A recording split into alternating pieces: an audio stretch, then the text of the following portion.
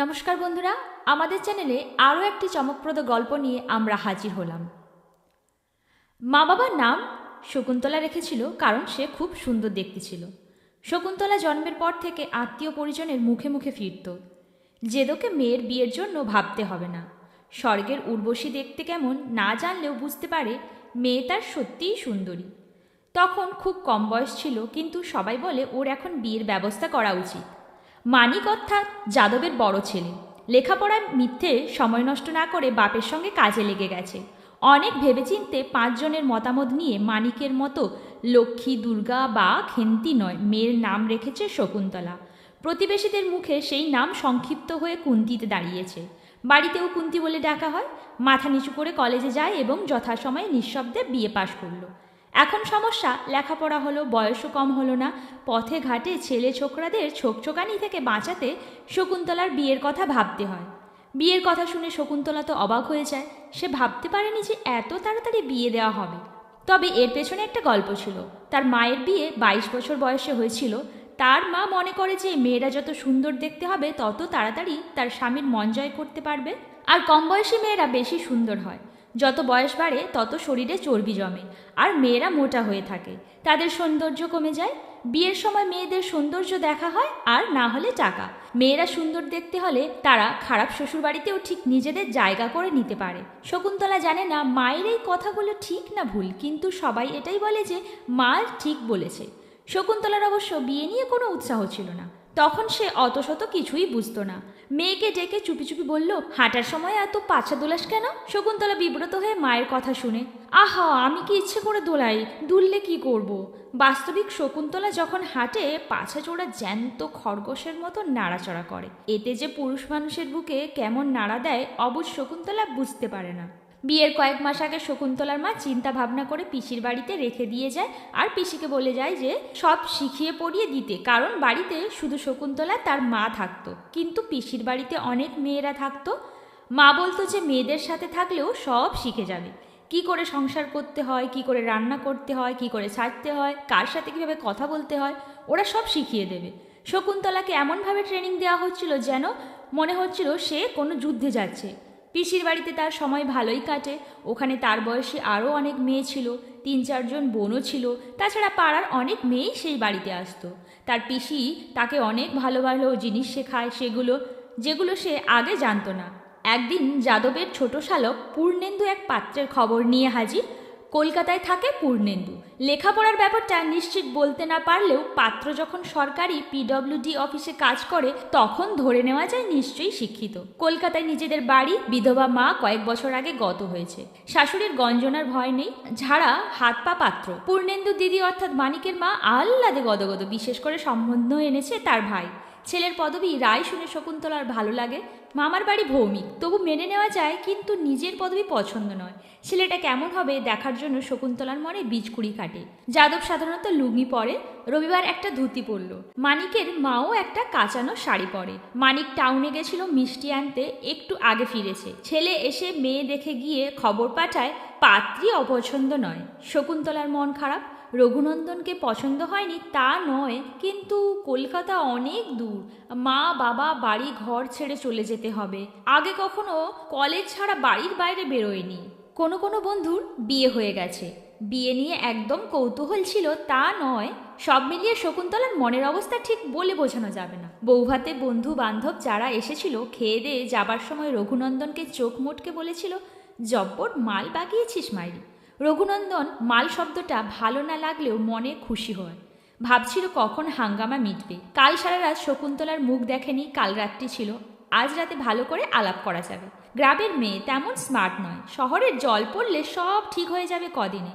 একে একে অতিথিরা বিদায় নেয়, বাড়ি প্রায় ফাঁকা। বিয়ের রাতে শকুন্তলা নিজের ঘরে বসেছিল। রঘুর কপালে ঘাম জমে, ভেজানো দরজা ঠেলতে খুলে যায়। দরজা খোলার শব্দে সচকিত হয় শকুন্তলা। রঘুনন্দন দরজা বন্ধ করে। তার পিসি বলেছিল যে তোর স্বামী ঘরে এসে তোকে নমস্কার করবে, তুইও তাকে নমস্কার করিস, আর সে যদি আগে থেকে নমস্কার না করে তাহলে তুই করবি। যেসব শিখিয়ে দিয়েছিল সেসব কিছুই হলো না। শকুন্তলা এবার ঘোমটার আড়ালে গীতালির কাছে শোনা কথাগুলো মনে মনে ভাবে। গীতালির বর প্রথম দিনেই কি করেছিল ভেবে গা ছমছম করে শকুন্তলার। রঘু পাশে এসে বসলো। শকুন্তলা না তাকিয়েই বুঝতে পারে রঘু নিজের মনে বলল, উফ, সারাদিন কি ঝামেলা, এবার শান্তি। কি ঘুম পাচ্ছে, এখন ঘুমোবে নাকি? কোনো উত্তর দেয় না, পরের ধাপে কি বলে অপেক্ষা করে কান্তা। আমাকে তোমার পছন্দ হয়েছে? শকুন্তলা ঘাড় কাত করে। রঘু চিবুক ধরে বলল, কি বলছো, জোরে বলো। কিছু বলার আগেই আচমকা জড়িয়ে ধরে চুমু খেল রঘু। শকুন্তলা হাতের তালু দিয়ে ঠোঁট মোছে। তুমি কোনো কথা বলছো না? আমি একাই বকে মরছি। কি ভাবছো বলো তো? আপনি বলুন না, আমি শুনছি। আপনি? হো হো করে হাসে রঘু। জিজ্ঞেস করে, তোমার মা কি তোমার বাবাকে আপনি বলেন? এসো শুয়ে পড়ি। শকুন্তলা স্বস্তি বোধ করে, খাটের একপাশে সরে গিয়ে শুয়ে পড়ে বলল, লাইট নেভানো হয়নি। লাইট নেভালে তোমাকে দেখতে পাবো না। শকুন্তলা লক্ষ্য করে ওর হাতটা বুকের ওপর ঘোরাঘুরি করছে। শকুন্তলা হাত চেপে ধরল। শকুন্তলা লজ্জায় চোখ বোঝে। শকুন্তলা চোখ বুজে শুয়ে থাকে, মনে হচ্ছে ওইসব করবে। বিয়ে হয়েছে, বাধা দেওয়া যায় না। গীতালির কথার সঙ্গে মিলে যাচ্ছে। বুকের মধ্যে দুরু দুরু করে, কি হবে? চোখ বন্ধ, কিন্তু মন দিয়ে সব কথা শুনছে শকুন্তলা। কিছুক্ষণ নীরবতা, রঘুর সারা শব্দ নেই। কি ব্যাপার বোঝার আগেই যন্ত্রণায় চড়াক করে ওঠে। মাগো বলে কাতরে ওঠে শকুন্তলা। রঘু মুখ চেপে ধরে বলে, আস্তে, সবাই ঘুমোচ্ছে। নারী পুরুষের এই ব্যাপার নিয়ে কত কি ভেবেছে, এক মুহূর্তে সব শেষ। প্রথম দিন তাড়াতাড়িতে ভুল হয়ে গেছে। এখন শকুন্তলার মধ্যে প্রথম দিনের মতো সংকোচ ভাব নেই, বেশ সক্রিয় ভূমিকা নেয়। বাড়িতে মাকে বলতো মাসিক হলে, বাবাকে দিয়ে আনিয়ে দিত মা। এখন কি করবে বুঝতে পারে না। একসময় রঘুকে একা পেয়ে লজ্জার মাথা খেয়ে বলেই ফেলে, এই আমার প্যাড আনতে হবে। কিসের প্যাড? আহা, মেয়েদের মাসিক হলে লাগে। জানো না, লাজুক গলায় বলল শকুন্তলা। ওহো, ন্যাপকিন, আচ্ছা ঠিক আছে, হয়েছে, আজকালের মধ্যে হবার কথা। তুমি কখন বের হবে? তোমাকে ছেড়ে বেরোবার কথা মনে হলে গায়ে জ্বর আসে। শকুন্তলা মুখ ঘুরিয়ে হাসে। সত্যি করে বলো তো, তুমি সুখী হওনি? এতদিন পর কথা বলছো। না, তুমি আমার কথার উত্তর দাও। আমার সঙ্গে বিয়ে হয়ে তোমার কি অসুখী মনে হচ্ছে? শকুন্তলা উদাস গলায় বলল, সুখ দুঃখ নিয়েই তো সংসার। তার মানে তুমি সুখী হওনি? আমি কখন বললাম আমি অখুশি? রঘু কাপড় ধরে টানে। শকুন্তলা বলল, কি হলো? ইচ্ছে না হলেও অফিস যেতে হয়।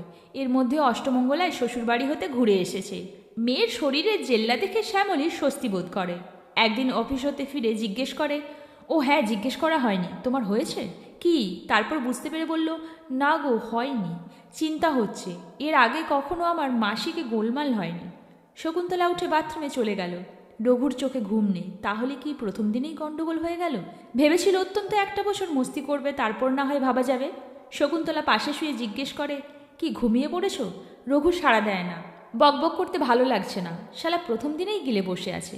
আবার মনে মনে হাসে, ওরই বা কি দোষ? শকুন্তলা তো বাধা দিয়েছিল, সেই এমন ক্ষেপে উঠেছিল, যাকগে, যা হবার হবে। অ্যাবর্শন করাতে বললে কি হয়? পর মুহূর্তে মনে হলো সেও শালা একগাদা খরচা। তাছাড়া শকুন্তলা রাজি নাও হতে পারে। কটা দিন দেখা যাক, আজকালের মধ্যেও মাসিক হতে পারে। মাসিকের সময় পার হতে বুঝতে পারে সর্বনাশ হয়ে গেছে। রঘুকে বলতে কেমন ফ্যাল করে তাকিয়ে থাকে, কিছু বলে না। মনটা ভালো নেই। রঘু সরকারি কর্মচারী নয়, কন্ট্রাক্টরের অধীনে কাজ করে। রঘুকে সেভাবে জিজ্ঞেস করেনি, সেও কিছু বলেনি। পূর্ণমামা ধরে নিয়েছে পিডব্লিউ দিয়ে চাকরি করে। রঘু ইচ্ছে করেও ভুল ভেঙে দেয়নি। কাজ কমে এসেছে, অল্প অল্প করে ছাঁটাই শুরু হয়েছে। তার ভাগ্যে কি আছে কে জানে। কুন্তলাকেও এখন কিছু বলার দরকার নেই। শকুন্তলা লক্ষ্য করেছে বাপের বাড়ি থেকে ফেরার পর থেকে রঘু সারাদিন কি যেন চিন্তা করে। রাতে বিছানায় আর তেমন আগ্রহ নেই। এদিকে পেটের মধ্যে দুষ্টুটার উপস্থিতি বেশ টের পাচ্ছে। রঘু কি খুশি হয়নি? মাস আষ্টেক পরে রঘু বউকে বাপের বাড়ি রেখে আসে। মেয়েকে কাছে পেয়ে শ্যামলী খুব খুশি। মেয়ের পেটের দিকে তাকিয়ে মুচকি হাসে শ্যামলী। মেয়ের দেরি সয় না। শকুন্তলা সারাক্ষণ মনমরা, বেশি কথা বলে না। শ্যামলী বিরক্ত হয়। তার মেয়ে যে এমন স্বামী নেওয়াটা হবে ভাবেনি। বিয়েতে সব মেয়েই বাপের বাড়ি আসে।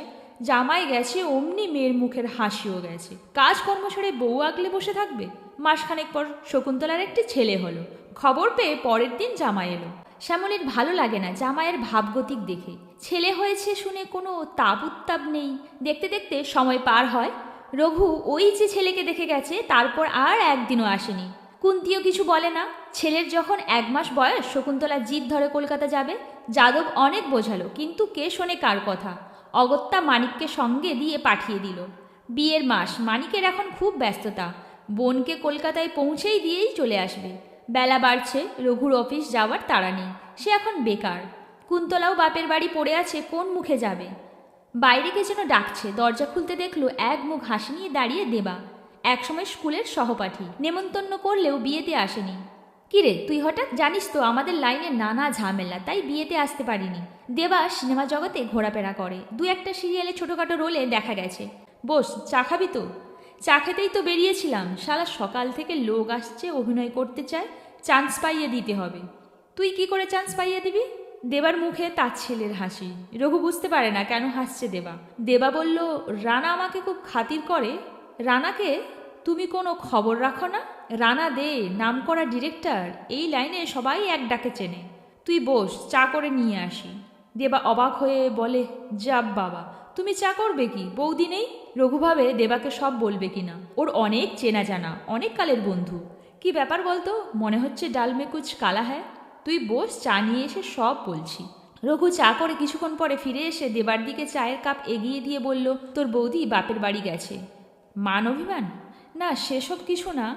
রঘু এক মুহূর্ত ভাবে, তারপর বলল, তুই আমার বন্ধু, তোর কাছে লুকোবার কিছু নেই। জানিস দেবা, মাসখানেক হলো আমার চাকরি নেই। তোর বৌদি এসব কিচ্ছু জানে না। দেবা এরকম কিছু আশা করেনি। ভেবেছিল গেউয়া মেয়েটাকে একটু বোলচাল দেবে। মেয়েরা ফিল্মের লোকেদের খুব খাতির করে। আচ্ছা দেবা, তোর তো এত চেনা জানা, আমাকে কিছু একটাতে ঢুকিয়ে দিতে পারবি না? দেবা বিব্রত বোধ করে বলে, তোমার যদি কিছু টেকনিক্যাল নলেজ থাকতো। টেকনিক্যাল নলেজ মানে? এই ক্যামেরা বা লাইটের কাজ। বাইরে রিকশার আওয়াজ হতে রঘু উঠে জানালা দিয়ে মুখ বাড়িয়ে অবাক। শকুন্তলা এসেছে, সঙ্গে মানিকদা। চোখে অন্ধকার দেখে। দরজা খুলতেই শকুন্তলা জিজ্ঞেস করে, কি ব্যাপার, তুমি অফিসে যাওনি? দেবাকে দেখে ভিতরে ঢুকে গেল শকুন্তলা। মানিক স্বস্তি বোধ করে রঘুকে দেখে। রঘু বলল, আসুন দাদা। না ভাই, অনেক কাজ পড়ে আছে। কুন্তিটা এমন জিদ ধরে বসলো, না এসে উপায় ছিল না। ও জানে পৌঁছে দিয়েই চলে যাব। কুন্তি জানে? গলা উঁচু করে বলল, আসছি রে কুন্তি। শকুন্তলা বেরিয়ে এলো, ছেলেকে বলল, মামু চলে যাচ্ছে। ওকে আর ডাকিস না, ঘুমোচ্ছে ঘুমোক। মানিক চলে গেল। রঘু আমতা আমতা করে শকুন্তলাকে বলল, আমার ছোটবেলার বন্ধু দেবা বিয়েতে আসতে পারেনি। শকুন্তলা মৃদু হেসে বলল, বসুন, আমি আসছি। না বৌদি, অনেকক্ষণ এসেছি, আরেকদিন আসবো। আসবেন কিন্তু। শকুন্তলা ভিতরে ঢুকে গেল। দেবার চোখ ছানা বড়া। কাকে দেখছি, একেবারে ফিল্ম স্টারের মতো। রঘু হেব্বি মাল বাগিয়েছে। উঠে দাঁড়িয়ে বলল, আজ আসি।